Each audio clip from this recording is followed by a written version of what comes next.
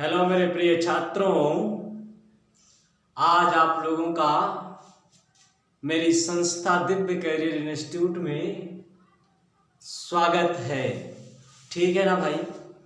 हम आप लोगों को क्लास 10th के मैथमेटिक्स में ये बता चुके हैं जो त्रिकोणमिति का परिचय था।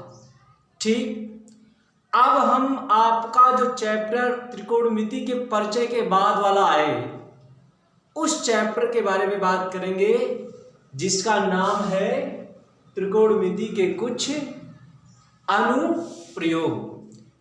आप अनुप्रयोग को एप्लीकेशन भी कहते हैं, तो त्रिकोणमिति के हम अनुप्रयोग के बारे में बात करेंगे। सबसे पहले त्रिकोणमिति के अनुप्रयोग के बारे में हमें जानना क्या है, उसके बारे में परिचय दे जानेंगे, यानी कि उसका सदुपयोग या दुरुपयोग कैसे आप लोग करते हैं, कहाँ पर आपका वो यूज होता है।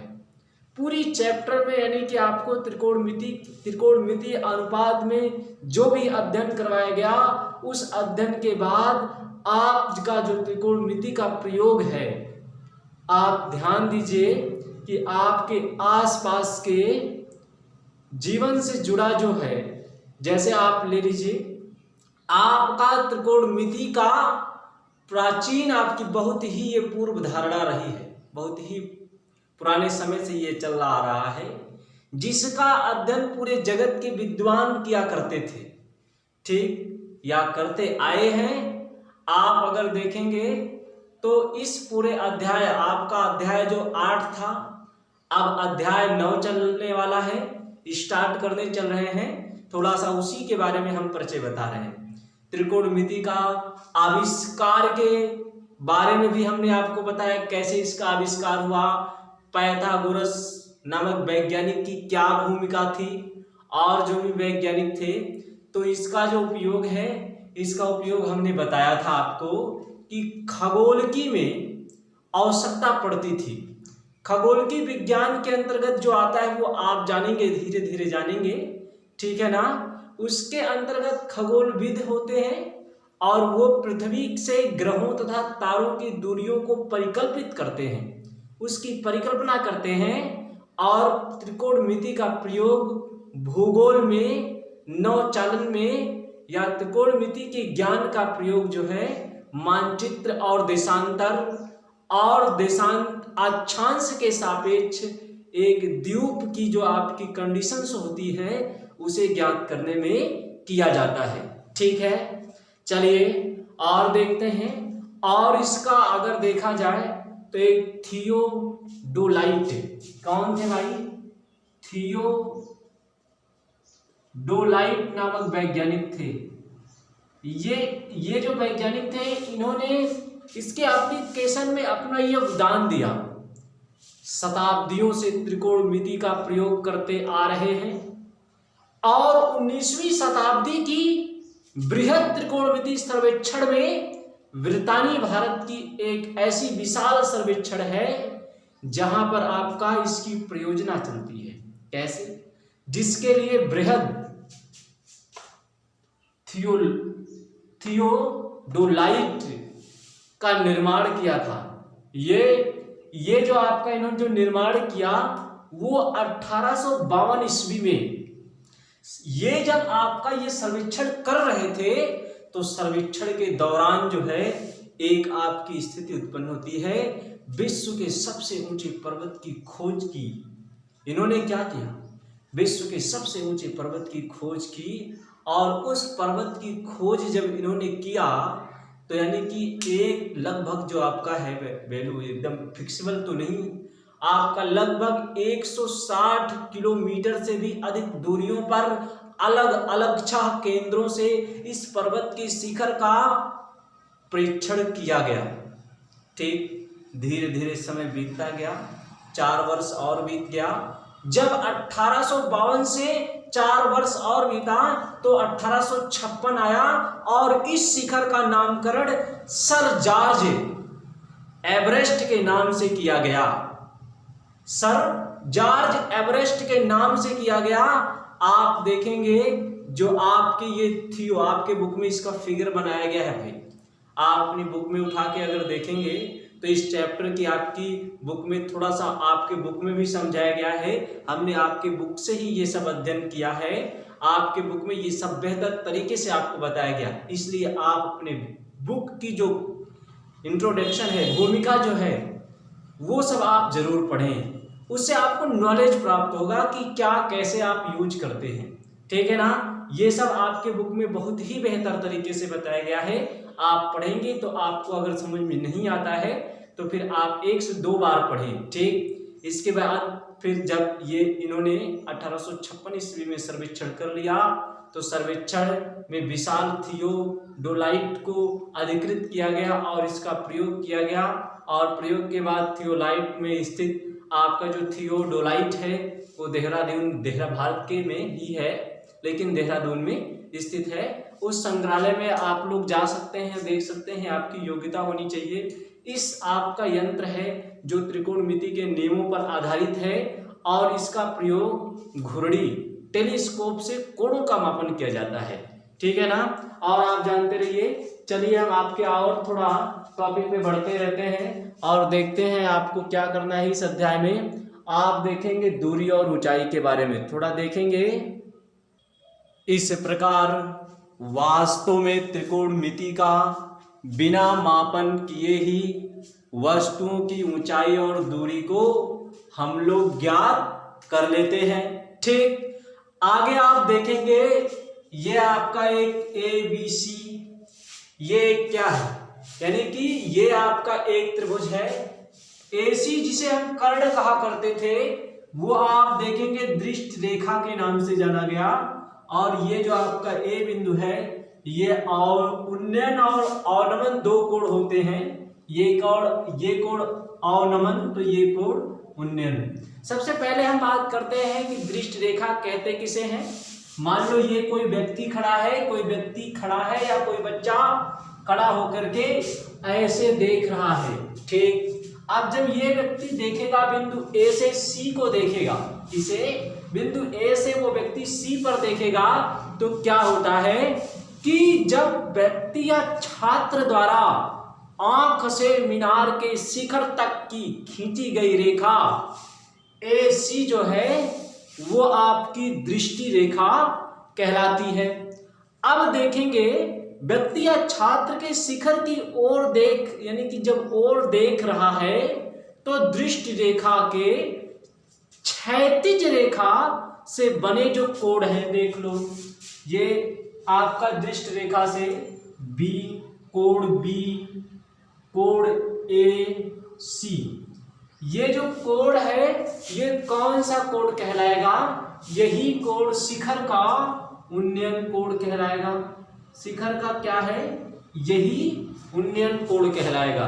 ठीक, इस प्रकार दृष्टि रेखा प्रेक्षक की आंखों के उस बिंदु को मिलाने वाली रेखा होती है। ठीक, अब देखिए उन्नयन कोण उस स्थिति में क्षैतिज रेखा से दृष्टि कोण बना होता है। थोड़ा सा आप विचार करें। क्या विचार करें कि मान लो आपकी बालकनी में बैठी लड़की जो है वो क्या है, मंदिर की सीढ़ी पर रखे गमले को नीचे की ओर देख रही है। अब आप इस कंडीशन में दृष्टि रेखा क्षैतिज स्तर से नीचे है।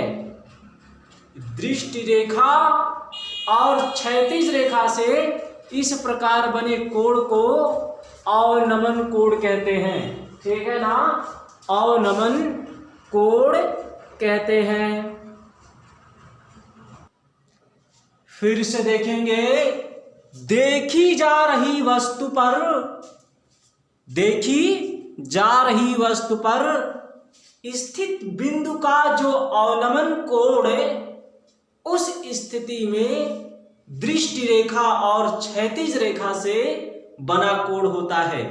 ठीक, इस प्रकार जब आप देखेंगे कि बिंदु क्षैतिज रेखा से नीचे होता है तो क्या होता है भाई, तब आपका जो उन्नयन कोण है वो या तो अवनमन होगा या उन्नयन होगा, यानी कि बनी दृष्ट रेखाएं इस तरह बने कि कोण को पहचान सकते हैं ये कोण उन्नयन कोण है या अवनमन कोण है। ठीक, आप देख लीजिए फिगर अवनमन का। देखो अब की बार कंडीशन क्या होता है, ये कंडीशन ये होता है बेटा, ये ऐसे। ठीक, आपका कहां से व्यक्ति देखेगा, ऊपर से देखेगा। मान लो ये आपका कोई मकान है और यहाँ पर क्या है, कोई व्यक्ति खड़ा है, यहां से देखेगा। ठीक, वो व्यक्ति क्या करेगा, देखेगा, या कोई लड़का है या लड़की है, वो क्या करेगा, यहां से देखेगा। जब देखेगा तो दृष्टि रेखा, ये क्या होगा भाई, ये दृष्टि रेखा होगा। ठीक, और ये जो कोण है, ये कोण क्या होगा, ये कोण अवनमन कोण है, अवनमन। ठीक, ये हो गया अवनमन कोण। और देखेंगे आपको क्या जानना है, अवनमन कोण किसे कहते हैं, फिर से एक बार परिभाषा देख लो। दृष्टि रेखा और क्षैतिज रेखा से इस प्रकार बने कोण को अवनमन कोण कहते हैं, ये हमने आपको बताया। फिर से देखेंगे, जो दृष्टि रेखा क्षैतिज स्तर से नीचे है, ठीक, तो इस प्रकार आपका दृष्टि रेखा और क्षैतिज रेखा से बने कोण को अवनमन कोण कहते हैं। यह आपका अवनमन होगा, ये उन्नयन होगा। दोनों आपको समझ में आ गए बेहतर तरीके से। कोई प्रॉब्लम अगर हो रहा है तो बताएंगे। ठीक, चलो आगे बढ़ते हैं। आगे आपको जो बताया गया है थोड़ा आप लोग अपनी बुक में भी पढ़ेंगे, जो चीज़ समझ में नहीं आएगा वो हमसे बताएंगे। ठीक, आपका यही जो है, आप किसी मीनार या किसी घर की जो आपकी छत होगा, ये होगा मीनार की जो मैक्सिमम ऊंचाई, यही बिंदु होगा। ये सब याद रखेंगे। हाइट एंड डिस्टेंस, ऊंचाई और दूरी पर अब हम लोग सवाल क्वेश्चन कैसे हल करते हैं, उनके तौर तरीके हम आपको बताएंगे। थोड़ा सा एग्जाम पहले आप देखेंगे, धीरे धीरे आपका सिंपल हम लोग हार्ड क्वेश्चन पे। सबसे महत्वपूर्ण बात आप लोग ध्यान में ये रखेंगे कि 10 और काट का दूरी और ऊंचाई ज्ञात करने में सबसे ज़्यादा उपयोग किया जाता है। ठीक है ना भाई, सबसे ज़्यादा उपयोग किया जाता है। आपका जो क्वेश्चन है हमने नोट कर दिया है, आप ध्यान से देखेंगे। धरती पर एक मीनार ऊर्ध्वाधर खड़ी है, तो खड़ा कर दो मीनार को बेटा, खड़ा कर दो। ये लोग खड़ा कर दिया हमने। ये थोड़ा सा मीनार टाइप में बना लीजिएगा। मीनार कैसे होता है ये आप अपने प्रेजेंट ऑफ माइंड में डिपेंड कर लीजिएगा। ठीक है ना, मान लो ये मीनार है, ठीक है ना। हाँ, वो दिल्ली का नहीं, यही वाला। ठीक, चलो भाई, अब आप क्या करेंगे, धरती के एक बिंदु से मीनार के पाद से 15 मीटर दूर है। क्या कह रहे हैं, धरती के एक बिंदु से, एक बिंदु से जो मीनार के पाद बिंदु से, मीनार के आप यहाँ पाद बिंदु कर लीजिएगा, पाद बिंदु से कितना दूर है, 15 मीटर दूर है। ये लो भाई, आपका 15 मीटर दूरी हो गया। आपका ये डिस्टेंस कितना है बेटा, 15 मीटर दूरी पर है। ठीक, अब आप देखिए क्या रहे हैं कि मीनार के शिखर का उन्नयन कोण, ये कोण कौन सा है, इसी कोण को तो उन्नयन कोण, ये उन्नयन कोण 60 अंश है, तो 60 अंश लिख लीजिए। इतना आपको समझ में आ गया। अब हमारी बात पर थोड़ा सा और ध्यान देंगे आप लोग। आप देखिए इसकी ऊंचाई आपका ज्ञात करना है। तो आप मान लीजिए ऊंचाई क्या है, h है। आप क्या लिखेंगे, माना ऊंचाई क्या है, ऊंचाई h है। इसका नामकरण कर दो, ये हो गया A, B और C। ठीक, आप क्या लिखेंगे, त्रिभुज ABC में क्या करना है, त्रिभुज ABC में हमने आपको बताया टेन और काट का उपयोग ज्यादा होता है, तो ये आप ज्यादा लिखेंगे। ये हो जाएगा आपका टेन थीटा बराबर या टेन 60 अंश बराबर, ये 60 अंश तो टेन 60 अंश। आपका क्या होता है बेटा, लंब बट्टे आधार लिख लो। लंब का मान क्या है, BC है, आधार AB है। ये हो गया टेन 60 अंश और बराबर क्या लिखेंगे, BC का मान क्या है, h है, h रखो, और AB का मान क्या है, ये 15 मीटर है, 15 मीटर रख दो। टेन 60 अंश का मान बताओ बेटा क्या होता है, टेन 60 अंश का मान आप लोग पढ़ चुके हैं। टेन 60 अंश का मान √3 होता है, ये लिखो, h/15 हो गया, तो ये गुणा कर लो, ये हो गया 15√3 बराबर क्या हो गया, h का मान कितना आ गया, 15√3 आ गया। यही आपका क्या हो गया, आंसर हो गया। ठीक, कोई किसी को अगर प्रॉब्लम है तो बताएं, हम आपकी प्रॉब्लम क्षणिक समय में दूर कर देंगे। ठीक है ना, बेहतर तरीके से नोट करो। आपको 15 सेकंड का टाइम है नोट करने के लिए। चलिए भाई आगे बढ़ते हैं। बहुत धीरे धीरे नोट करते हो भाई। अब तो आपका टाइम बीत गया और हमारा टाइम आ गया। चलो क्वेश्चन नंबर एग्जाम्पल नंबर 2 को भी देख लो। आपको कोई भी एग्जाम्पल अगर नहीं आता है, कोई भी क्वेश्चन नहीं आता है, तो हमारे व्हाट्सएप नंबर पे आप लोग भेजेंगे। ठीक, 1.5 मीटर लंबा एक प्रेक्षक एक चिमनी से 28.5 मीटर की दूरी पर है। उसकी आंखों से चिमनी के शिखर का उन्नयन कोण 45 अंश है। ठीक, तो चिमनी की ऊंचाई बताइए। आप ध्यान दीजिए, चिमनी है, चिमनी ये मान लो आपकी कोई चिमनी है।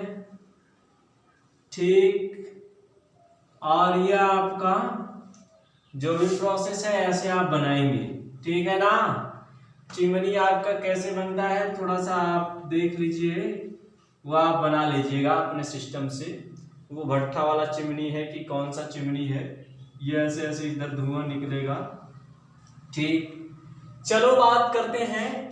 ये इतना मीटर लंबा प्रेक्षक एक चिमनी से, यानी कि जो व्यक्ति की लंबाई है वो कितनी है भाई, व्यक्ति की लंबाई दिया गया है, क्या है, व्यक्ति की लंबाई जो दिया गया है, एक प्रेक्षक मतलब एक व्यक्ति है, वो 1.5 मीटर लंबा है, 1.5 मीटर लंबा है। अब जब वो व्यक्ति 1.5 मीटर लंबा है तो देखिए कैसे आपको, अब यहां से आप इसका नामकरण कर दो। ये हो गया A, ठीक, और ये आपका B हो गया, ये बिंदु आप टोटल B मानेंगे, और ये बिंदु आपका C, तो इसे D मान लो। ठीक है ना, ये बिंदु अगर आपको मानना है तो E मान लो।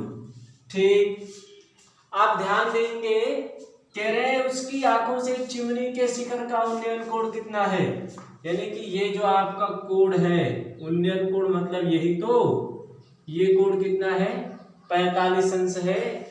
तो केवल चिमनी की ऊंचाई आपको बताना है, ये आपकी चिमनी की ऊंचाई h मान लो।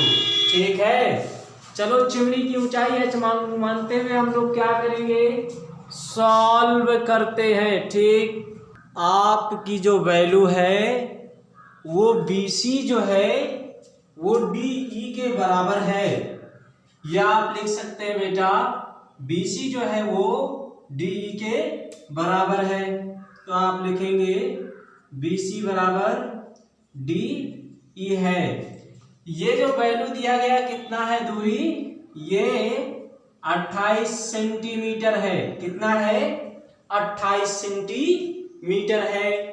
आप देखिए टोटल ऊंचाई आपका ये जो दूरी है, ये आप A से E तक आप लिख क्या सकते हैं, AB बराबर आप लिख सकते हैं AE। क्या हो जाएगा, AE प्लस क्या हो जाएगा, EB। ये आपका हो जाएगा, देखेंगे फिर से, ये टोटल AB है तो ये आपका AE प्लस EB दोनों जुड़ेगा। आप जानते हैं कि जो आपका ये है EB जो है, ये EB जो है वो DC के बराबर है, DC के बराबर है, दिया है।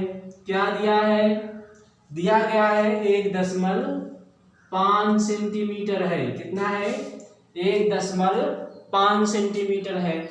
अब आप क्या करेंगे, देखिए आपको करना क्या है, जब 1.5 सेंटीमीटर वैल्यू है तो आप वैल्यू यहाँ पर रखेंगे। देखिए ये हो जाएगा AB, देखेंगे AB बराबर ये हो जाएगा AE प्लस क्या आपका 1.5 हो गया। यहाँ से आपका क्या है 1.5 हो गया, और ये भी आपका क्या है, जो भी है मीटर में है, मीटर में, सेंटीमीटर में है तो सेंटीमीटर में आप लिख लेंगे। ठीक है ना, तो आप कंफ्यूज नहीं होंगे। ये सब आपका क्या है, सेंटीमीटर में नहीं बेटा, मीटर में है। 1.5 जो है वो मीटर में है, तो अगर यहाँ मीटर में है भाई, ठीक, 1.5 मीटर में है। ठीक, चलिए मेरे बच्चों आगे हम सॉल्व करते हैं, कैसे आपको सॉल्व करना है। आप देखेंगे इस त्रिभुज में, ये त्रिभुज देखेंगे, आपका 45 अंश का कोण बन रहा है, तो ये लंब है और ये क्या है, आधार है। तो आपका हो जाएगा 10 45। आप लिखेंगे त्रिभुज BCBA में, ठीक, ये हो जाएगा 10 45 अंश, और लंब यानी कि आपका क्या है AB बट्टे ये हो जाएगा BC। AB का मान कितना है नहीं पता आपको, BC का मान आपको मालूम है। 10 45 अंश का मान कितना होता है भाई, 1 होता है, और AB का मान कितना है ये आपको नहीं मालूम है, आप नहीं रखेंगे। ठीक, देखिए ये आंसर ये AE है बेटा, AE है, आप AB नहीं AE लिखेंगे, AE। ठीक, ये वैल्यू आपको नहीं पता है। BC की वैल्यू आपको पता है, कितना है BC की वैल्यू, ये है 28.5 है। 28 दशमलव कितना है 5, ये 5 लिख लो। AE बराबर कितना आ गया 28.5 आ गया, ये नोट कर लो। ये AE की वैल्यू आई है, यहाँ पर रख दो। आपका AB बराबर कितना आ गया 28.5 प्लस 1.5, तो AB बराबर कितना आ गया, दोनों जोड़ दो। 5 5 10 के शून्य, 1 बचा, 9 8 1 9, 9 1 10 के शून्य, 1 अंक पे था तो लगा दो, और फिर 1 बचा, और 2 में 1 जोड़ेंगे 3 हो गया। ये AB का मान कितना आ गया 30 सेंटीमीटर आ गया, ऊंचाई का मान 30 मीटर। ठीक, ये आपका आंसर हो गया, नोट कर लो बेटा, ऊंचाई की ज्ञात करना था। अब हम चलते हैं आपके अगले क्वेश्चन पे, जल्दी से आप नोट करेंगे तुरंत आपका अगला क्वेश्चन नंबर 3 पे पहुंच गए बेटा।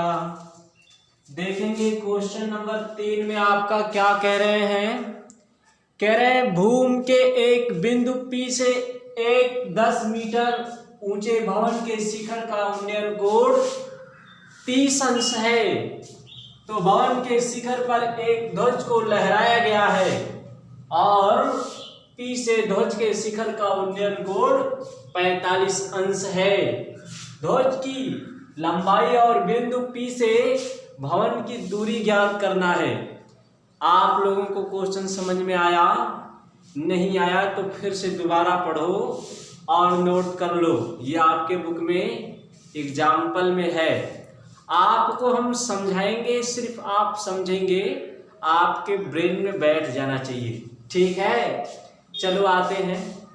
कह रहे हैं कि भूमि के एक बिंदु से पी बिंदु से, तो आप ले लो भूमि, ये भूमि। कह रहे हैं एक पी बिंदु से एक 10 मीटर ऊंचे भवन, ये पी बिंदु है और ये 10 मीटर ऊंचाई का क्या है, एक भवन मान लो भाई। ये ठीक है ना, भवन तो आपका बन सकता है, बेहतर तो क्वालिटी के बन सकता है। आप मान लीजिए ये 10 मीटर ऊंचाई का एक भवन है, मान लो भाई।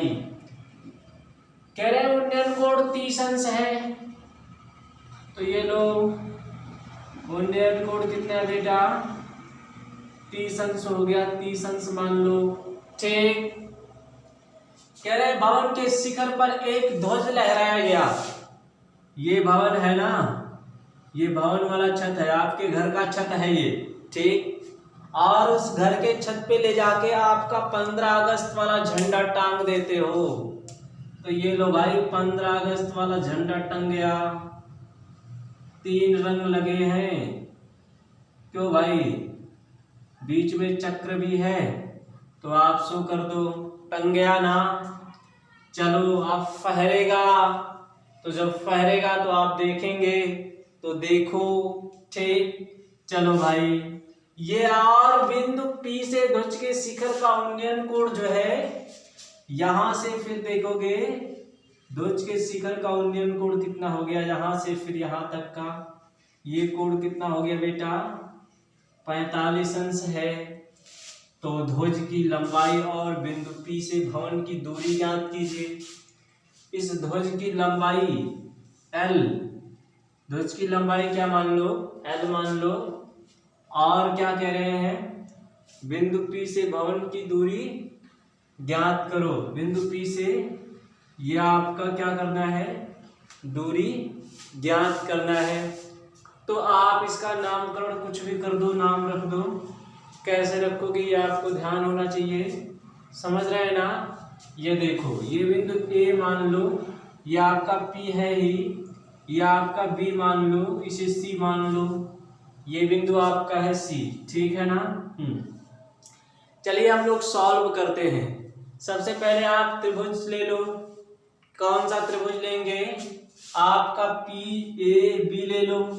चलो भाई, आप लिखेंगे त्रिभुज क्या, PAB में, PAB में। ठीक, ये हो गया, इतना आप समझ में गए होंगे, PAB। ठीक। अब नीचे देखो क्या करने चल रहे हैं, ये हो जाएगा tan 45 अंश, क्योंकि ये कोण तो 45 बन रहा है ना। ठीक है बच्चों, देखो ये आपका टोटल H है, L प्लस H हो जाएगा, L प्लस 10 हो जाएगा ये दूरी। ठीक। तो ये क्या हो जाएगा, लंब बट्टे आधार होता है, तो आधार आपका क्या हो गया, ये हो जाएगा tan 45। लंब का मान क्या है बेटा, L प्लस 10 है, तो ये हो गया, आधार क्या है, आधार AP है, तो AP लिख लो। यहां तक आपको समझ में आ गया, क्यों भाई, ये आपको जब समझ में आ गया, तो ये 45 अंश है, तो 45 अंश रखोगे और सॉल्व करोगे। 45 अंश का मान 1 होता है, 1 रख लो, तो हो जाएगा L प्लस 10 बराबर क्या, बट्टे AP, तो AP बराबर क्या, AP बराबर L प्लस 10 आ गया, समीकरण नंबर 1 मान लो। ठीक। चलो आ जाओ इस बगल, यहां सॉल्व कर लेते हैं। इसी प्रकार से आप क्या करेंगे, त्रिभुज APAC उठा लो, ऐसे देखो, त्रिभुज APAC में, ये PAC में, तो आपका क्या हो जाएगा, tan 30 अंश बराबर लंब क्या है, ये 10 है, 10 लिख लो, ये तो आप जानते हैं लंब बट्टे आधार, और बट्टे AP लिख लो। तो यहां से tan 30 अंश का मान √3 होता है बेटा, ये जानो, और बट्टे AP हो गया, AP बराबर आप लिख सकते हैं 10 बट्टे √3, 10 बट्टे √3 3 लिख सकते हैं। अच्छा आंसर भाई, ये आपका 1/3 कितना होता है, ये 1/√3 होता है, ठीक। तो ये AP का मान कितना आ गया, ये 10/√3 आ गया, ठीक है। समझ में आ रहा है। AP का मान समीकरण 1 में रखने पर लिखो, AP का मान समीकरण 1 में रखने पर ये हो गया AP। तो आप रखेंगे AP बराबर क्या रखेंगे, AP का मान क्या है, 10/√3 है बराबर L प्लस 10। तो ये हो जाएगा 10/√3 माइनस 10 बराबर L। तो L बराबर क्या आएगा बेटा, 10 कॉमन ले लो, √3 माइनस 1 हो गया, ठीक। √3 का मान आप लोगों को मालूम है, तो आप देखो ये दिया गया है, तो यहां से आप अप्लाई करेंगे, ये हो जाएगा 10 ब्रैकेट में 1.732 और -1, तो 1 घटाना है भाई, ये 1 कैसे घटाओगे, 2 3 7.0 ये आएगा, और ये हो जाएगा 10 गुणे 0.732, और ये आप क्या लिख सकते हैं, L बराबर आपका आ गया आंसर 7.32, यही आपका मेन आंसर L का मान हो गया। आप खुश होंगे, 7.3 आ गया, आप नोट कर लो खुश होकर के, ठीक। अगर आपको कोई प्रॉब्लम है तो बताएं, हम आपकी प्रॉब्लम दूर करेंगे। अब हम मिलेंगे आपसे अगले वीडियो में, जो आपका पार्ट में आप ढूंढेंगे हमें, ठीक।